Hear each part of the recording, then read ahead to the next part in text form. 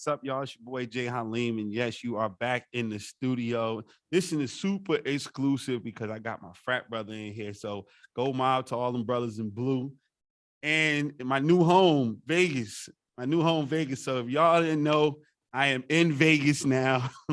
And so why not start it the right way with my frat brother here in Vegas, brother Robert Teller. However, if you're a Sigma, you know that Teller last name is strong. And Teller last name is strong. But you might know him in Vegas as Twixx. So listen, brother, thank you so much for giving us a few minutes of your time, man. Thank you. I appreciate it. Go mob. No, I need a shirt too. I saw the website. I need a shirt. Yeah. We'll talk about it offline, but I need no problem. You know, I'm gonna make sure that happens. And listen, in advance, congratulations, man, because we talked about it offline, but just making a decision to do something like what you're doing is monumental. So congratulations in advance, and definitely the support is here. You know, I'm just proud of you in advance because there's enough of us. It need to be more of us going to be willing to do that. You know what I'm saying? So we can make those changes and adjustments. And we're raising sons, so our sons need to see that. So definitely appreciate you for that, man. But listen, you before this politician scenario came out, you Vegas born and bred. Sir. You went to college and you're a man of a certain age. So you became an entrepreneur at an early age when it wasn't cool to be an entrepreneur. So what made you go into the entrepreneurial space? Honestly, it actually happened by circumstance, because once I got my barber's license, right? I got my barber's license in '98. I worked at a shop, and the shop I worked at was a really good shop, and they were closing. And we had an announcement that we'd be closing in 2 weeks. And I was saving up to buy, and I was in the bling bling era. I was about to buy a Jaguar, trying to cash out a Jaguar, right? So when they announced we're going to close, they said we had option A, which would be to stay with them, but we had to wait 3 months until the new shop is open, or option B, go to another barbershop. And that's when I realized I can't allow any man or woman to give me the options in life, only God. So I chose option C, and that's when I took the money. Instead of me buying that car, got my first barbershop at the age of 23, Beta Mall Barbershop, and now it's been over 20 years. That's major right there. Somebody should have learned something from that, because, you know, that investment that probably bought you a Jag later. Right. You still had that. Right. You know, look, defer the Jag right now. We'll get that Jag in a minute, maybe even a better one. Right. You know what I'm saying? So that's major. I said that because, you know, back in those days, especially when you went to college, they're like, you wasting your money, you wasting your time trying to get start a business. You got a degree, get a good job. Right. You know, and me going to HBCU, I heard that a lot. You know, I'm like, man, I'm gonna be an entrepreneur. They looking at me like, no, that means that's for lazy people. Wow, right. That's for lazy people, you know. So I had to ask that question. What was your circumstance like? Because I know that was nuts. You know, that and mine was actually like even flipped around, because I went to a barber college first. Okay. And then I went to college. Yeah. So I was actually going to college when I was working at that shop I told you about. Okay, that's dope. And I never forget, one of the barbers was like, when I announced to them, I said, hey, y'all, I won't be here Monday and Thursdays because I go to college, right? And one of the barbers said, college? Barbers don't go to college. And I was like, that's so sad for us to even think barbers don't go to college. See? I took studio engineering and business, which I used both of those to help my life out, being an entrepreneur. So yeah, that's just crazy, the stereotypes. But this is the thing I love when you said that. So you got your trade first. How important is that, especially now? You know, back in the day, you go to college, jobs are a little bit more plentiful. Even if you had a degree, you can get a job. But how important is it for people to have these trades now? Trades are uber important. And I don't mean the car company. I mean the word uber as in gargantuan, very big. It's very important because, like, when everything shuts down, when the economy shuts down, people who have a trade are working even harder. Definitely. Okay. When Las Vegas shut down for the very first time, guess what was shut down? Construction wasn't shut down. It was actually more construction happening during our shutdown than on regular times pre-pandemic. So having a trade is very valuable. I would go back to Votech High School, which is called Setka now. It's a trade school. And I graduated from there. I went back for almost 10 years straight, speaking to the students, the juniors and seniors, the importance of them getting their license and getting their trade together, and telling my story to them. Wow, man. And you know, the funny thing, we got a lot in common because I went to a trade school in New Jersey. So what'd you take? HVAC. Okay. I took Health Oc. Oh, okay. Cool, man. That was where the basketball players was all in HVAC, so we hung out there. But it was so that was one of those things. But it's really, really important. When I wrote my first book, I went straight back to my school because I ended up another thing we got in common is photography. So I I actually, saw that. I'm like, we do the yeah, same thing. I actually really made my bones. Like that's when I was able to call myself something. And that's I want to talk about identity because we all got hustle and we watch TV and you got a little hustle, but you can't put hustle on a resume. Nope, So, can't. so how is it the importance of being able to say, how did you feel when you knew that you can, stand flat footed and get some money for yourself, no matter what, like you said, the economy was doing, no matter what was going on? How did that make you feel? It made me feel good, man. And then it also puts it polarizes people who didn't do that because they're, when they got laid off or whatnot. I have clients who've been working for over 20 years to certain hotels. When it happened, they got laid off. Yeah. And you see that like that. But and again, I started as a kid. I started DJing in fourth grade. Oh, I started God. cutting hair in sixth grade. In Wow. eighth grade, my dad took away my lunch money. He said I gotta get my own lunch. So I've been in that young entrepreneur mindset. Wow. Wow. So this is the thing. So do you have any sons? I do. I have two Okay. sons right now, yeah, and one daughter. All right, so they say that when obviously your dad had a plan, he took away your lunch money, right? And they say that you come up a little rough, and so then your job is you're going to make your kids not come up so rough, but then you give them that empire, and they're supposed to lose it. Do you subscribe to that? Man, yeah, it's a slippery slope because we work very hard to give our kids a better and easier life. But a lot of times, a lot of those things that made us who we are came from hardships, rerouting, and Yes. figuring things out. So I feel like sometimes when you give them everything, it does kind of handicap them, for the future. So with me, yes, my kids got everything they wanted, but I constantly would take them with me to see me painting the shop, to see the plumbing, to see your dad has to do this, that, this, that. That way they understand at least visually. Yeah. So when they start themselves, they've seen it before. Yeah, it makes perfect sense. Yeah, that was a great question, Ma. Thank you, man. It's a scary thing because again, being an entrepreneur and having kids, and you want them to have everything that you didn't have. I mean, that's the number one thing for me. But I'm glad my kids were able to be there. They watched me be in a Matchbox office to the office that I have now, and see me going back and forth with different coasts. And like they saw it, especially my oldest, she was there with everything. She remembered the little apartment and all that other stuff. So look, it wasn't easy, and I want her to remember that going forward. So it's important. You born and bred in Vegas. Yes, sir. What you see now, and what's different in North Vegas than it was back in those days? The people. It's much more people in North Las Vegas now. North Las Vegas has over 260,000 people now. After the census, they're thinking it might be around 280,000, but we're for sure over 260,000. The early 2000s, we were half that. So the thing, I'm born in 77. So when I was born, certain streets, it wasn't anything past certain streets. So I've literally watched the whole city grow of North Las Vegas and the valley in general.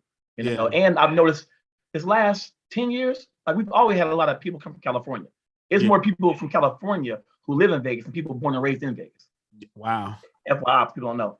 But the last 10 years, it's been a lot. It's been an influx of Detroit and two cities, Detroit and Chicago. It's been a lot of Detroit and Chicago moving to Las Vegas. Wow. And North Las Vegas. So the community, how has the community changed? It's actually, to a point, community togetherness is kind of like dwindling because when it got bigger, people moved out. Right? Before we lived in the same neighborhoods, Regal Estates, Donna Street, White Street, community college. Now, North Las Vegas is Aliante. It goes far out. So when it comes to actual community activities, it's really none. And that's something I want to implement when we get to that point of what I'm doing. That's what I want to implement in my journey.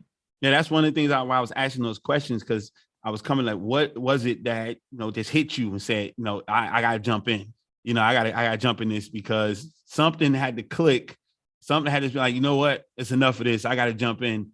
A lot of people coming in, things might have been changing. Things aren't what you're trying to raise your kids somewhat, in the comfort that you had. Right. And I mean, it's hard to get that now. We let our kids go outside. We got to go out there with them. Back in the day, it's just go. Right. You had to see something in your walk that said, hey, I need to get off the bench and get in the game. Yep. So I'm glad you said that. So The reason I decided to run for mayor of North Las Vegas 2022, to me, is the lack thereof. It's the filling the void.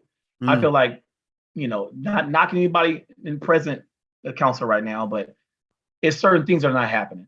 yeah. When it comes to promoting community, when it comes to promoting the people who live in the city to get these jobs, to get these bids, these multi-million dollar bids with construction companies. It should be the people who live in the community, and it should mirror the actual demographics of the people.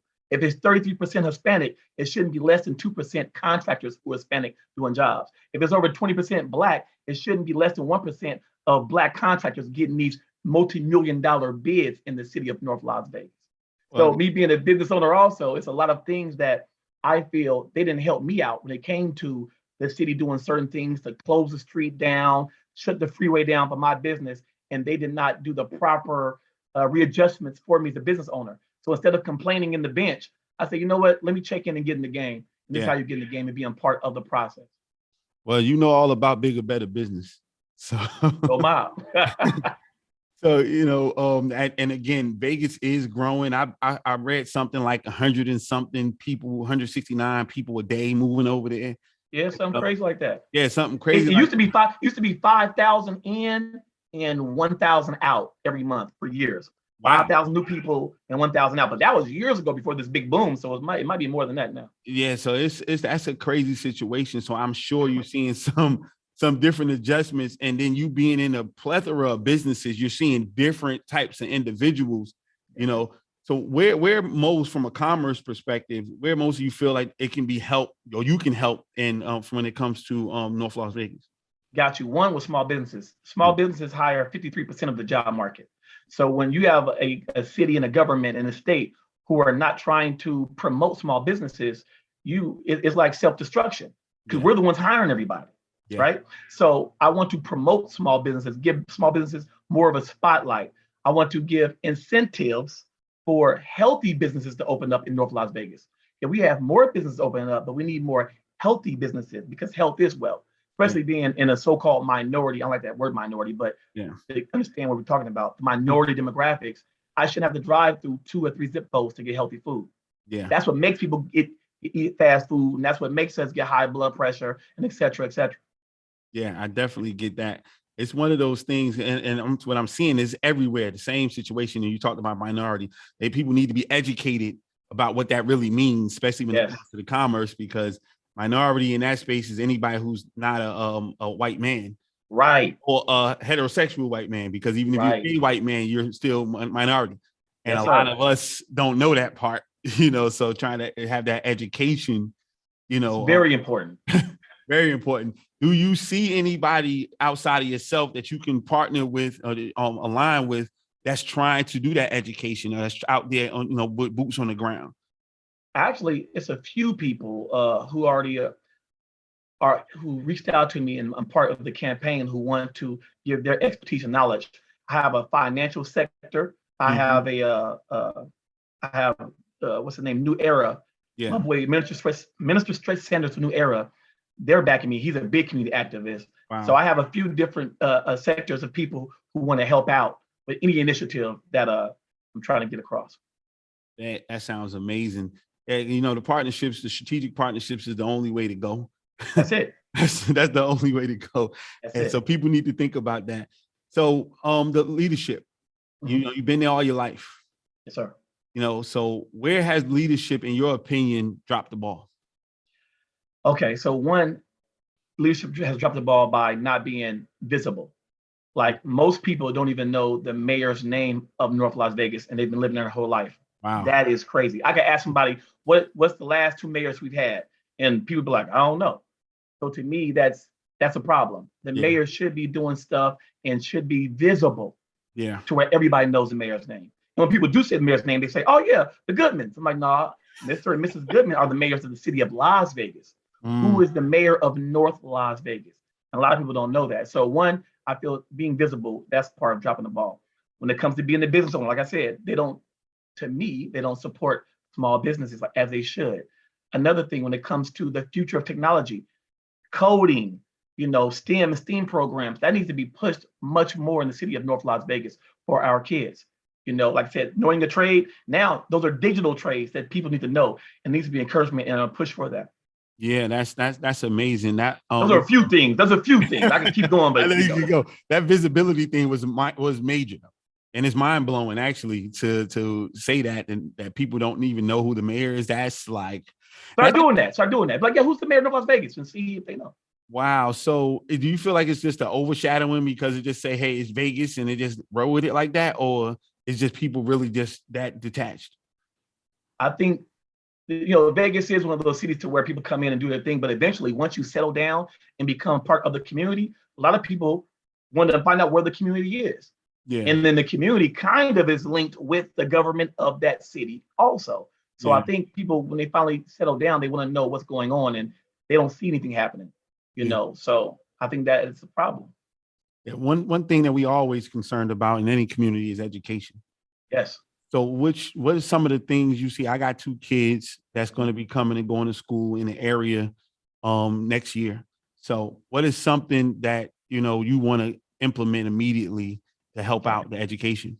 Right. So let me say this first. A mayor has no jurisdiction over Clark County School District. Mm-hmm. So a mayor can't do any. That's the governor and the school district itself. Cool. But with education, right. But the mayor does have the awesome ability to polarize any situation, anything that could lead us in a better direction. So that being the case, I would use my influence to get more partnerships with mental health businesses doing partnership with these schools. Yeah. What I'm seeing in picking up my oldest son, one of his best friends got murdered at Canyon Springs High School about 4.5 years ago. Wow. My son was with him a few minutes right before the kids came to school and assassinated him at the school.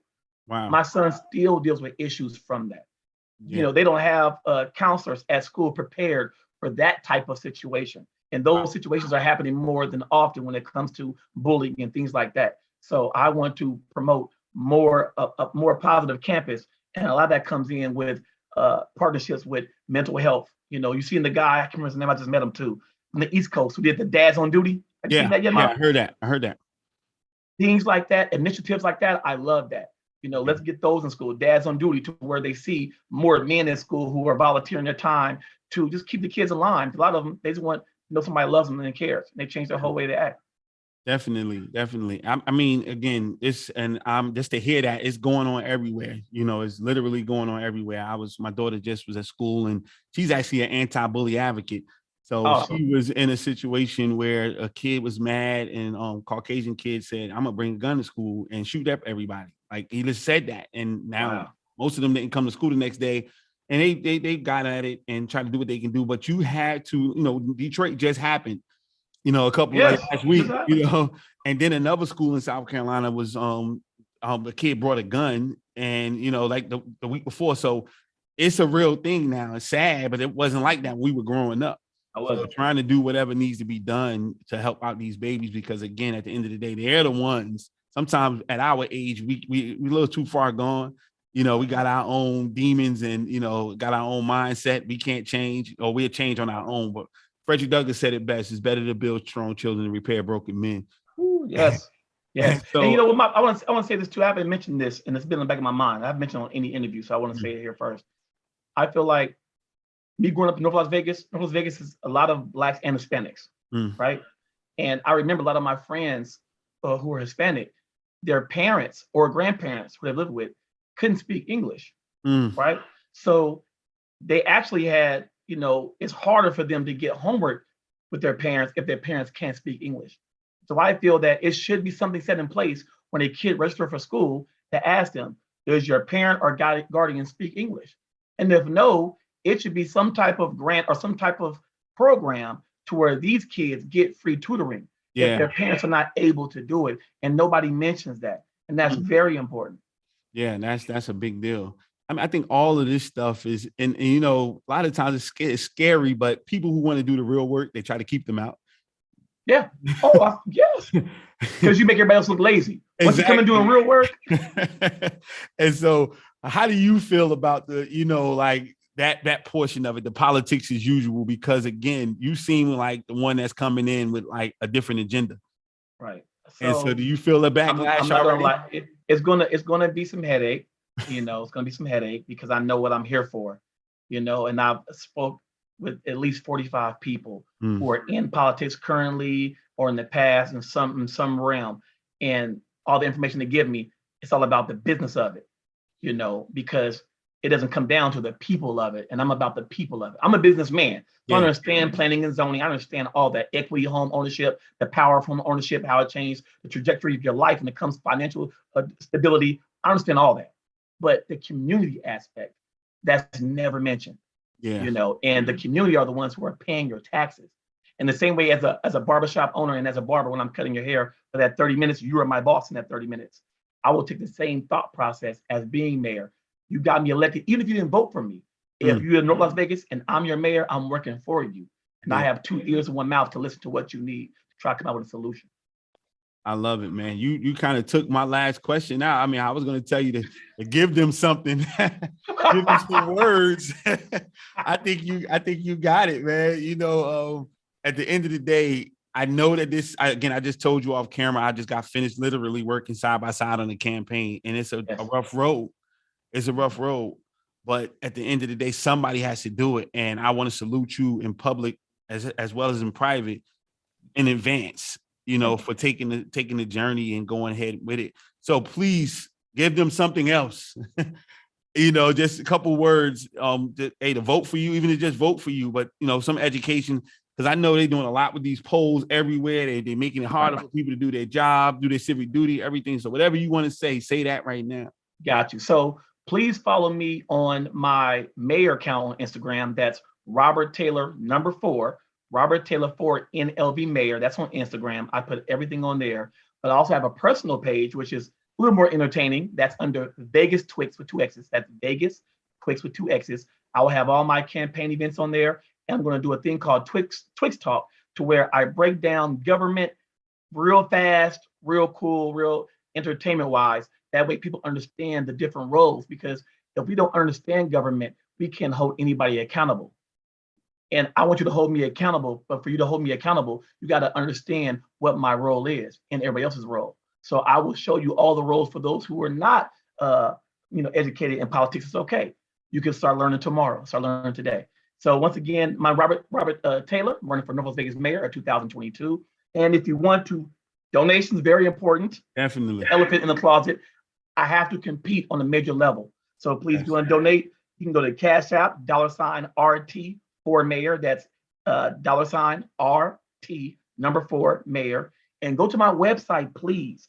Everything is on there. My history, my plans in the future, my platform. That is Taylor4NLVmayor.com. That's Taylor4NLVmayor.com. As y'all know, they see that on the screen right here. And go ahead, definitely, I'll say it. Donate, donate, donate, donate. Because I got educated. I didn't know how much money these things cost. Yes. And so, look, I'm there working, but I was donating with my good friend. And we will support you as well. I understood. You get that education, man. We need, especially African Americans. I can say that we need to get that education, because we're taught to give our life before we give our money. And so we have to learn that money is a tool. You can't keep it in your pocket. Money don't like that. You got to go ahead and keep it going, and then it'll come back to you. So give that money, support this brother right here. Make sure that you're doing what you need to do. But that was amazing education for me, just working alongside a campaign about how much it costs and what it goes into. I heard some astronomical numbers of people was raising this type of money. I'm like, are you serious? But it's a real thing. So knowledge is born. So all we need to do is get out here and vote. That's going to be in June, right? Yeah. So the preliminaries are in June, and then the voting in general is in November. Well, we're going to have you on again for that. And then by that time, I'm in Vegas full time. So I will be there to support whatever you're doing, brother. And hey, listen, man, thank you so much for giving me the opportunity to talk to you. Thank you. I appreciate it. Go Mob. Go Mob. That's what Go Mob's about. That's what I'm talking about, man. And listen, we gotta get you some of this I Won't Starve merchandise. Yes, I need that. But listen, y'all already know how to follow us at I am J Haleem. JHaleem.com is the website. YouTube.com/JHaleem TV. We're back in the studio, y'all, and we had to start this thing off correct with my brother. Go Mob. Thank you again so much for everything, brother. Thank you. Blue fight. You know. I'm in the